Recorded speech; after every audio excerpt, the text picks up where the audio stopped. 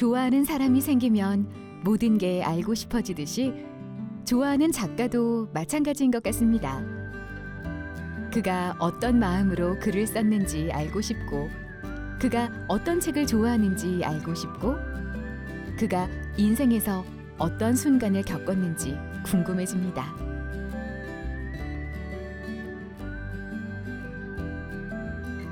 (2019년) 우리는 문학의 향기를 통해 8명의 작가를 만났습니다. 예술혼을 불태우며 지역 예술의 중추적 역할을 하고 계신 원로 작가들의 작품 세계를 조명했던 문학의 향기는 오로지 작품만을 위해 긴 시간 동안 열정으로 묵묵히 걸어오신 8명의 원로 작가들을 통해 각 작품 속에 내재되어 있는 예술관과 창작 정신을 공유하며 문학이 우리의 삶에 어떤 의미가 되는지 알아보는 소중한 시간을 여러분과 함께했습니다. 문학의 길 위에서 만난 8명의 문학 거목들이 들려준 삶과 문학 이야기를 다시 한번 만나보겠습니다. 예, 젊어서는 시부모 모시느라고 너무 고생이 많았고, 그래서 문학 생활하는 것이 늦었습니다. 무엇을 대하든 친구들을 대하든 문학하는 사람들을 대하든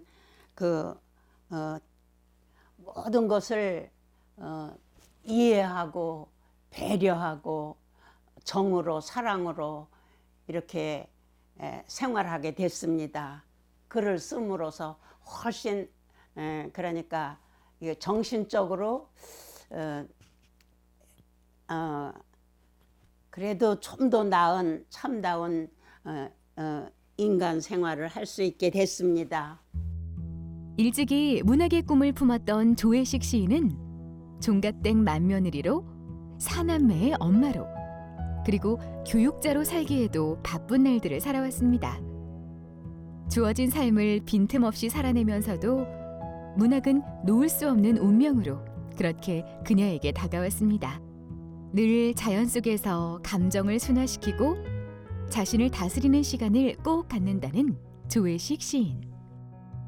늙어도 늙지 않는 삶이란 날마다 스스로 새롭게 채우는 것이라는 것과 아름답게 늙는다는 것은 청춘보다도 더 원숙한 삶이 펼쳐진다는 것임을 우리는 시인의 모습에서 배울 수 있었습니다. 시나 문학이 저의 삶의 기쁨이 되고 삶의 희망이 되고 꿈이 되고 제가 살아갈 수 있는 그 힘을 이 문학을 함으로써 거기서 힘을 얻어서 생활하고 있습니다. 늦었다고 생각할 때가 별로 늦지 않는 것이고 그때부터 생각났을 때 용기를 내서 열심히 읽고 또 열심히 쓰고 또 항상 좋은 마음으로 가슴 속에서 따뜻한 그 사랑의 모든 좋은 생각을 시로 표현했으면 좋겠습니다. 시조 문학은 제가 75년도에 등단했어요. 예. 그래서 그 후부터는 시조에 대해서 틈나는 대로 창작을 해왔습니다. 예. 지금 그런데 아직까지는 이 현대 시에 비해서 시조 시는 조금 더 젊은 친구들이 마음에 그렇게 들지가 않은 것이 좀 아쉬워요. 그런데 시조는 어디까지 우리 전통적인 그런 시 흐름이 거기에 있고 또 그 가락이 좋아서 상당히 조금 저변 확대를 했으면 하는 그런 바람입니다. 한평생 인술의 길을 걸어오면서 예도인 시서화를 동반자로 삼아온 인산 허인무 작가.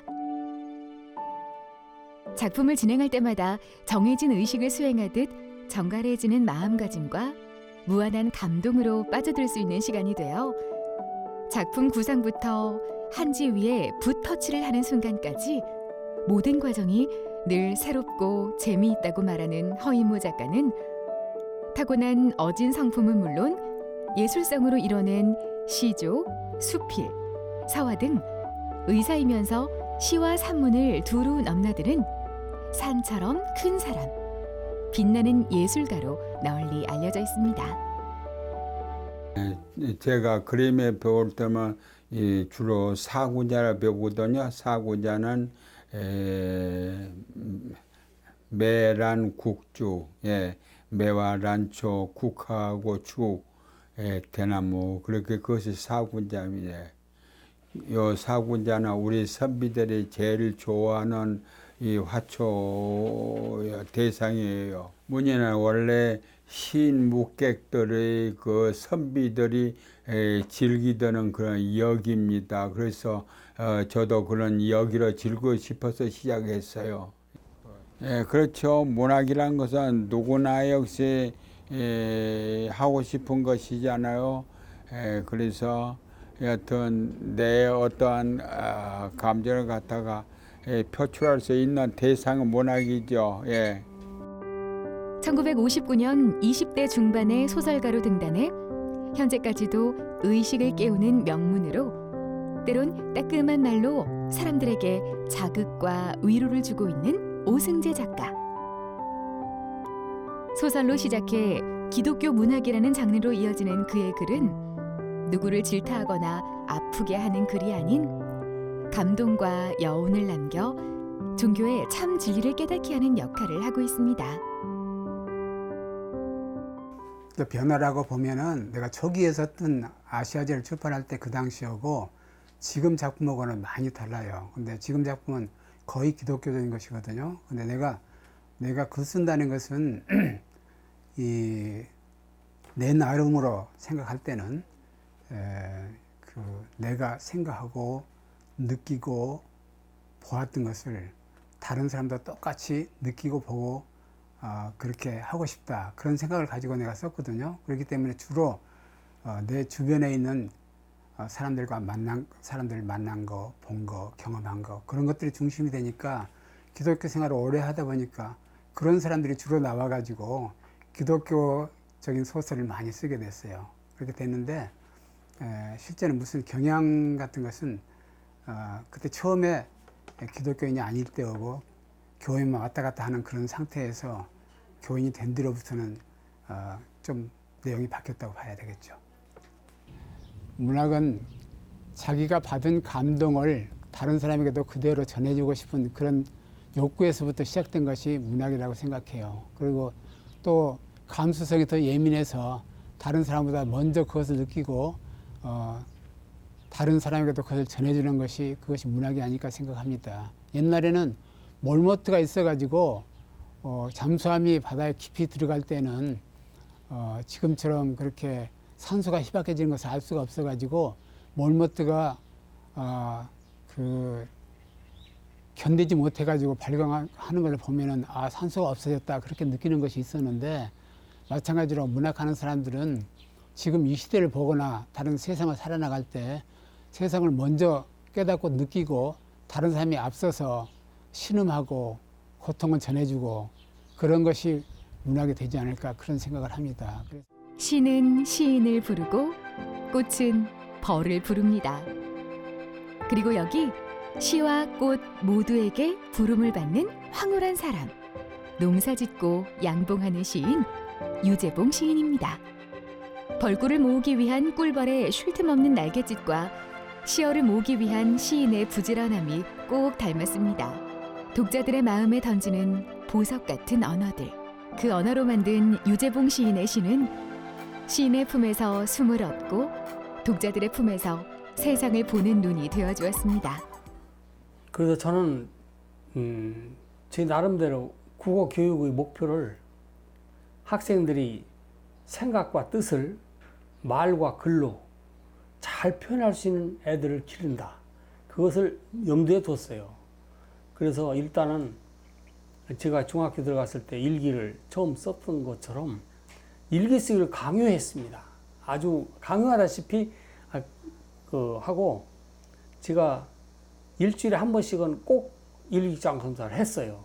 내용은 안 보고 그냥 날짜하고 내용을 썼으면 그냥 쓴 걸로 해서 애들한테 돌려주기도 하고, 그래서 나중에 걔들도 1년 동안 일기 써보기는 나중에 성년에서 만나면 처음이라고, 그래서 글 좀 몇 자 써본 것 같다고, 그래서 좋아하는 애들도 있고 그랬었어요.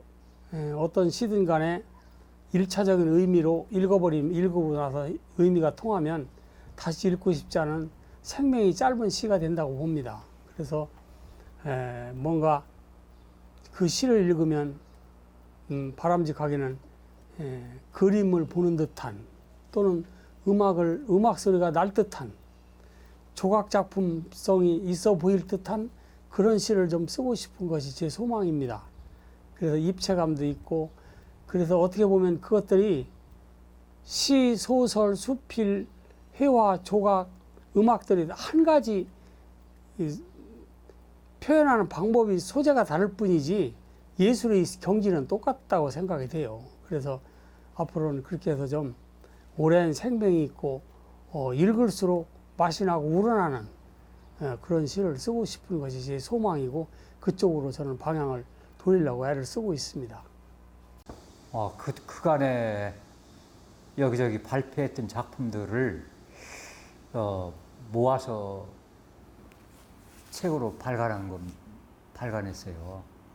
근데 오랫동안 책을 발간해야겠다는 생각을 했다가 이제 책을 발간하게 되니까 오래 미뤄뒀던 숙제를 끝낸 그런 기분입니다. 오늘 무슨 일이 일어나든 일희일비하지 않고 오늘도 어제처럼 이어가고 내일도 똑같이 원고를 채워나가는 김기흥 작가. 김기흥 작가에게 글을 쓰는 일은 그저 숨을 쉬는 일과 같습니다. 이 세상에 빛나게 살고 있음을 증명하는 일. 이는 70을 넘긴 작가가 여전히 펜을 손에 쥐고 끊임없이 글을 쓰는 원동력이 되고 있습니다. 소설가라는 직업은 그 세상을 정면으로 응시하면서 사는 이런 직업이 아닌가 싶어요. 그래서 어떤 그 세상을 떠들썩하게 하는 이런 사건, 이러한 것들도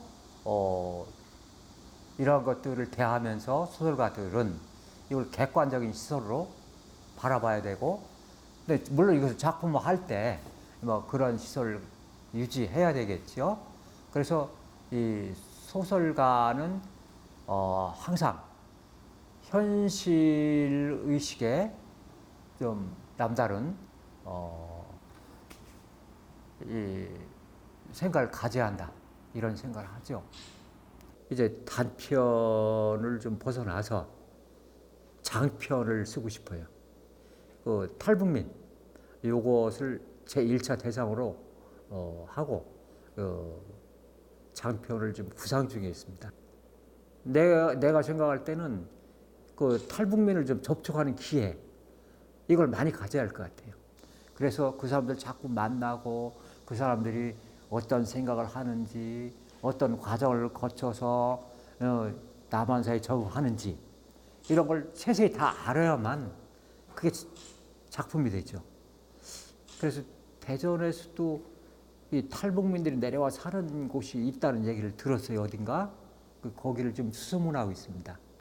언젠가는 쓰겠죠. 고1을 넘긴 나이에도 불구하고 20대 못지않은 열정으로 매일매일 새로운 내일을 향해 정진하는 문희봉 작가. 다들 기억하시죠? 아버지가 참 그립고 어머니가 그립고 이게 부모님이 너무 그리운 거예요. 그래서 우선 다른 사람보다도 내 가족부터 먼저 생각하는 그러한 글을 한번 써보자. 그래서 문희봉 직견이라고 하는 제 6시집의 제1부는 제 가족 특집으로 꾸몄습니다. 아버지부터 시작해서 그래서 가족이 우선이 돼야 된다. 그래야 사회도 국가도 건강하다. 그래서 가족 특집으로 꾸몄다 하는 그런 말씀을 드리고 싶습니다. 책 안에서는 인생의 희로애락의 길을 찾고 책 밖에서는 꿈을 꾸듯 춤을 추듯 진솔한 삶으로 주변을 감동시키고 있는 문희봉 작가의 시는 봄날의 햇살처럼 언제나 독자들에게 기분 좋은 사람의 향기를 느끼게 합니다.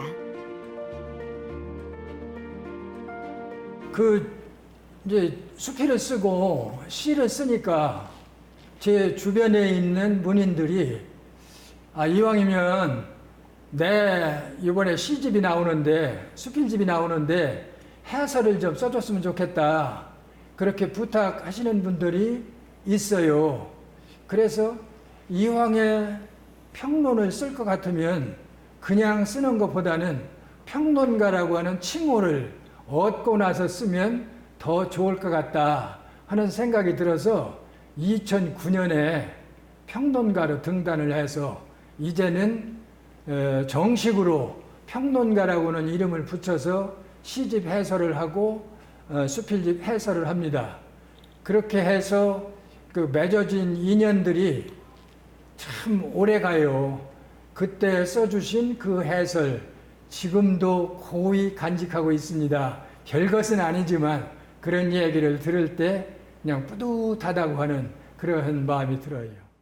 서리가 내린 양 머리카락이 하얗게 쇠 백발의 모습이지만 눈빛만은 세상을 꿰뚫는 듯 날카로운 김성동 작가. 소설의 시대로 일컬어지던 1970년대 끝자락인 1979년 세상에 내놓은 만다라로 문단과 독자의 마음을 사로잡았던 김성동 작가는 지금도 사회적 모순에 정면으로 맞서는 작가 정신을 보여주고 있습니다. 그러니까 어머니가 나중에 제가 알았죠. 늘 복통, 배 아프다고 막 온 방을 막 헤매면서 그냥 했던 것이 결국 이제 그 고문 후유증으로 했던 걸 이제 나중에 내가 알았죠. 그래서 내가 할 수 있는 건 뭐 돈이 없으니까 아무것도. 그러니까 내가 진짜 그 이날 장기장에다가 내가 써서 지금 아마 한 200장, 한 550장 정도 썼는데 이게 또 리얼리즘인 것이 주인공이 서울로 가는 데까지 쓰고 나서는 딱 중단될 수밖에 없는 게 서울을 내가 가보지 않았으니까 묘사할 수가 없잖아요. 우선 어떻게 나가는지 이게 그 사실성에서 내가 딱 막히니까 이게 묘한 것이 소설이 허구 픽션인데도 불구하고 거짓말을 하면 안 된단 말이죠. 어떤 필연적인 그 관계가 있어야지. 그러니까 공상에 대해서는 안 되거든. 상상과 공상은 다르단 말이죠.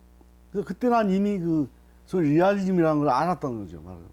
그때 국민학교 강연 때. 근데 그걸 어머니 위로한다고 낭송을 했더니 막 그 와중에도 식은다 같이 흘리면서도 비시시 이제 그 살풋음을 하시면서 미소가 아니요. 미소는 왜 말이에요. 살풋 웃으면서 그 방부를 한디 비슷한디 그게 누구 얘기요? 근데 그때 이미 나는 문학의 핵심을 알았던 거죠. 문학이라는 것이 만약 고통스럽고 맞으면 그 슬픈 사람들을 이렇게 의자해주는 것이 있다는 거.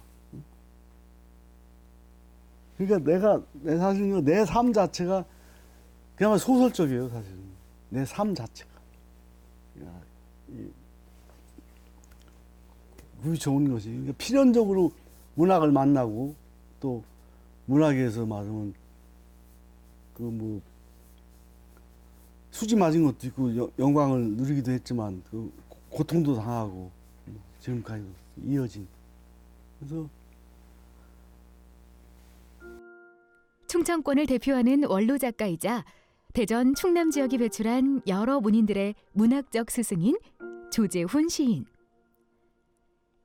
시라는 길을 45년 동안이나 맨발로 걸어온 조재훈 시인의 시는 사물을 꿰뚫는 내밀함, 섬세하고 세련된 정서, 터질 듯한 언어의 마력으로 따뜻하면서도 아름답고 아름다우면서도 고독한 향기가 배어 있습니다.